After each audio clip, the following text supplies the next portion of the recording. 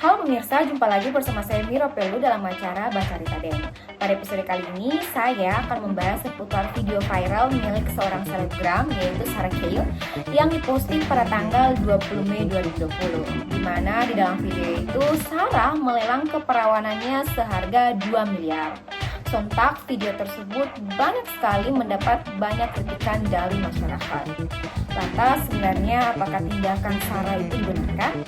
Pada kesempatan ini kita akan terhubung bersama dengan dua orang narasumber. Saya mungkin menjelaskannya nggak detail ya Mbak ya. Nah, kalau misalnya itu kalau dari dilihat apakah itu karena dia ada gangguan atau apa, harusnya ada pemeriksaan lebih lanjut lah ya. Karena psikolog harusnya nggak ngeluarin analisa apapun sebelum melakukan pemeriksaan mendetail terhadap yang bersangkutan. Cuma kalau dilihat sekilas memang kalau di Sarah ini kayaknya kalau dia sih saya melihatnya ada gangguan tidak konsisten entah itu di emosinya atau di kognitifnya ya. Kayak kan bertentangan tuh yang dia sampaikan ya.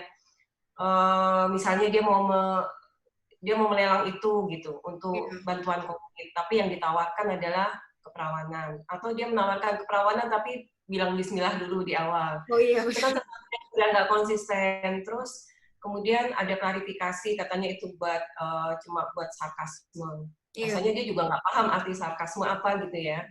Terus karena dia bilang keperawanan itu penting banget buat dia, jadinya dia jadiin sarkasme. Jadi seolah-olah maksudnya jadi orang lain yang salah kok, orang malah ributin keperawanannya sih, padahal yang dia mau tawarkan untuk bantuin COVID, padahal kan nggak ada hubungannya juga kan bantuan COVID sama keperawanan ya. Jadi saya sih lebih ngelihatnya ke kalaupun ada gangguan dari dia, ya itu nggak di kognitifnya atau di emosinya nggak matang gitu. Dan masalah benar atau salahnya kayaknya konsep benar atau salah juga dia juga nggak sensitif sama norma ya kalau menurut saya ya. Dia kan orang yang sudah lama di Indonesia. Iya betul. Dengan norma timur gitu, rasanya dia juga bukan yang buta-buta banget bahwa kalau ada masalah keperawanan itu hal yang penting buat di norma timur ataupun di norma agama yang dianut, tapi kemudian dia dijadikan guyonan gitu. Artinya dia aneh kan, nganggap penting tapi dijadiin guyonan. Kayaknya kita kalau nganggap sesuatu penting juga nggak dibikin bercandaan gitu. Tapi kayaknya itu udah umum ya. Kalau ngelihat yang lain kan memang kayak gitu kan. Yang penting followernya nambah, yang penting jadi terkenal gitu kan. Nggak penting lagi bentuknya, caranya gimana, tapi yang penting kayaknya sekarang kayak gitu modelnya ya. Tapi kalau Ibu lihat sendiri Bu, sebenarnya kan ini kan dia sebagai public ya Bu, public figure, terus selebgram gitu, dan punya pengikut yang lumayan banyak. Dan sebenarnya kalau saya baca sendiri si Sarah ini sering banget diundang jadi motivator untuk karena dia betul. Jadi kayak gimana ya Bu menurut Ibu, dia di samping dia motivasi untuk orang lain, ternyata untuk indirnya juga kayak gimana menurut Ibu? Itu makanya saya juga bingung sebenarnya dia diundang untuk karena apa sih? Karena itu ya pengusaha muda gitu ya. Pengusaha muda. Iya Bu. Pengusaha muda. Iya, ya itu mungkin standarnya sendiri juga udah banyak berubah ya Mbak untuk kalangan anak muda ya, bahwa hal-hal yang kita anggap bahwa yang hal itu nggak dijadikan guyonan buat anak-anak sekarang nggak masalah, namanya juga prank, bercanda gitu kan, atau ya itu karena memang tujuannya untuk tambah tenar, tapi kan tambah tenar dia juga udah tenar kan. Iya benar Bu. Kayak apa ya Bu? Ternyata dia juga karena memang dia tuh sebenarnya kalau saya baca dia masuk dalam keluarga yang berada, dan sampai ternyata videonya itu memang tanpa pengetahuan dari orang tuanya. Dan ketika orang tua, kalau saya sih nggak berani bilang bahwa pendidikan agama orang tuanya kurang atau apa sampai anaknya nggak ngasih tahu, karena itu kan juga butuh penelitian lebih lanjut lah ya ke orang tuanya. Kasihan juga kalau orang tuanya kemudian kayak kalau saya lihat kan orang tuanya juga ikut dibully gitu kan. Iya benar-benar. Padahal sebenarnya belum tentu lah, mungkin karena memang normanya sendiri udah bergeser gitu loh. Hal-hal yang dianggap tabu atau hal yang dianggap sopan santun buat generasi ini, apalagi selebgram, yang penting konten udah nggak penting lagi gitu. Kayak Indira itu kan juga ya sudah ngomong doang gitu. Yang penting habis itu minta maaf. Tapi kan sebelum minta maaf kan followernya udah nambah lagi, dia udah makin terkenal. Saya tahu mereka kan ya karena mereka kena kasus dulu. Kalau enggak saya nggak tahu mereka siapa. Gitu. Ya kita udah kedatangan Mas pengacaranya. Halo, selamat pagi Mas Gafur. Ya, sambil ini Bu, mungkin seperti Ibu bilang sendiri ya, mungkin salah satu bentuk dari kontennya itu karena marak di tengah pandemi COVID-19 ini, orang jadi berlomba-lomba menciptakan konten. Halo Mas Gafur, menciptakan konten tanpa menyaring apakah konten itu layak atau tidak sesuai dengan norma yang berlaku di masyarakat atau tidak. Nah, mungkin Ibu sendiri melihat bahwa fenomena konten saat ini karena memang membunuh kebosanan atau bagaimana mau di tengah pandemi ini? Bisa jadi orang udah bosan kemudian cari jalan keluar untuk mengurangi kebosanannya, atau bisa jadi juga itu proses belajar kan Mbak. Sebelumnya kan juga gitu, mau ngomong apa aja orang yang penting minta maaf gitu kan, terus jadi TikTok, bahkan yang bikin salah kemudian diundang kemana-mana, diwawancara. Ini berapa hari kan beritanya tentang selebgram yang nyebelin itu kan, makin terkenal, makin banyak muncul, ya itu proses belajar. Akhirnya orang belajar bahwa oh gitu aja kalau mau terkenal, itu tuh cara paling gampang, cara instan. Nggak perlu lagi proses bikin prestasi apa, atau bikin tulisan yang menarik apa, pokoknya yang penting muncul di medsos, dan masyarakat kan mendukung banget, karena yang gitu-gitu di blow up terus kan, jadi kesenangan aja sebenarnya. Kalau kemarin anak saya tanya, yang gini kenapa bisa terkenal gitu? Ya karena direspon. Kalau dicuekin cuma dibaca-baca doang, tapi terus kita nggak share, kita nggak ini, mungkin orangnya juga lama-lama kapok juga loh kok nggak. Tapi karena makin banyak ini beritanya itu terus, itu seneng banget ya orangnya nih, karena direspon sama pasar. Makasih Bu Tami. Saya lanjut dulu ke Mas Gafur. Mas Gafur melihat fenomena ini, Mas Gafur, Sarakil. Nah, kita mempunyai undang-undang ITE ya, Mas Gafur, soal kasus Sarah ini. Nah, gimana pendapat Mas Gafur? Apa memang tindakan Sarah setelah dia memposting video dan juga minta maaf, mengklarifikasi videonya, apakah memang kasusnya sudah selesai atau bagaimana, Mas? Ya, baik. Terima kasih Mbak atas kesempatannya.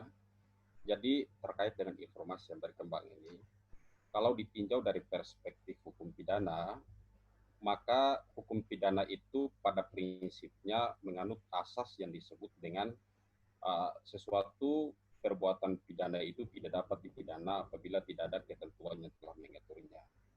Ternyata terkait dengan perbuatan tersebut yang telah dilakukan oleh saudara Sarah itu telah diatur secara tegas di dalam undang-undang terkait dengan informasi dan transaksi elektronik. Ya. Sehingga menurut pandangan saya, perbuatan itu memang melanggar ketentuan yang diduga melanggar ketentuan yang telah diatur dalam undang-undang IT tersebut.